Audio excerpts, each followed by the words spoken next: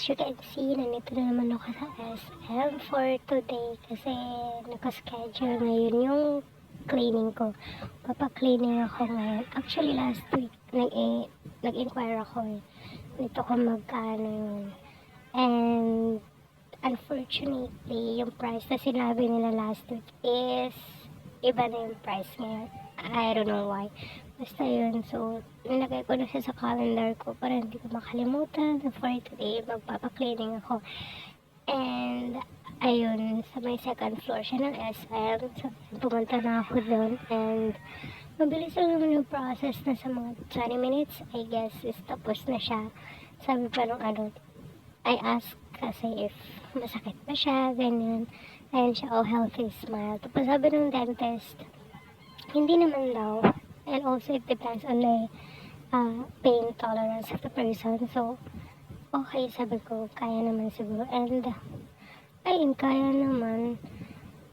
So, natapos siya mabilis lang. Ayan, nag-record lang ako for a seconds lang. Kasi, ayan, as you can see, no video recording kasi dapat doon. And, tumasto ako na nasa 1,750 to be exact sa pagpapaklining.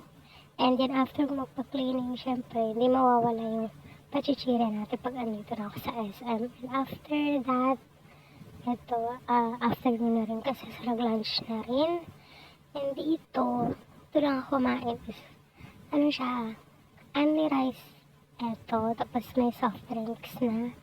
May isang chicken. And yan, para sa mga gutom, talaga sulit yung mga ganito, yung mga pa-extra rice. I mean, only rice, but extra only. And then, nung hapon, ito na naman ako sa Coastal Road. Naghahanap ng, of course, makakain.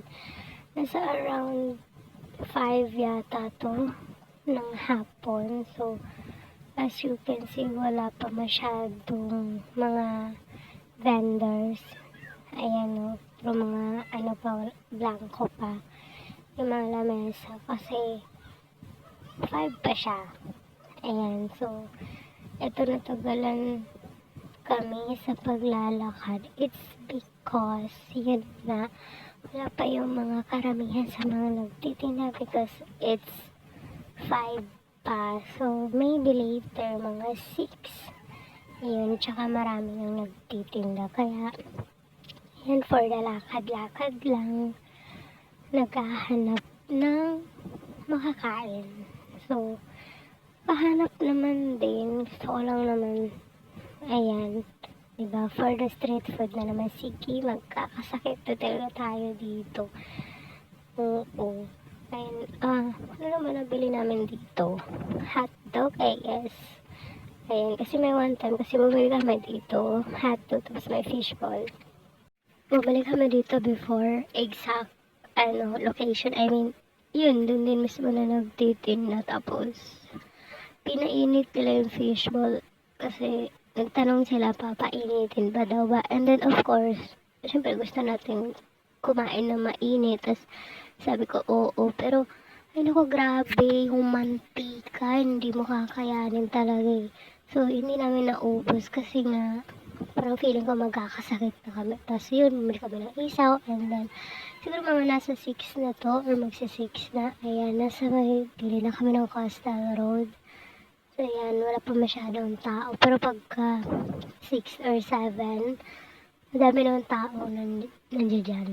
So, parang kailangan mo na lang maghanap spot. Wala masyadong tao kasi halos wala masyadong space dun eh.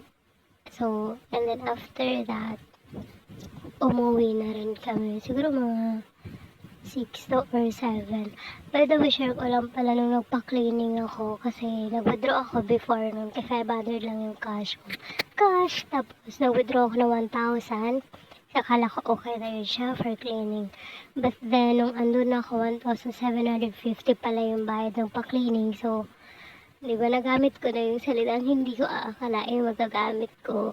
So, yun, nagtanong ako dun sa dentist kung tumatanggap sila ng card. And ayun, sabi nung dentist, tumatanggap naman daw sila ng card. So, sa card na lang ako nagbayad kasi nga hindi kasya yung cash ko. So, yun lang. Share ko lang.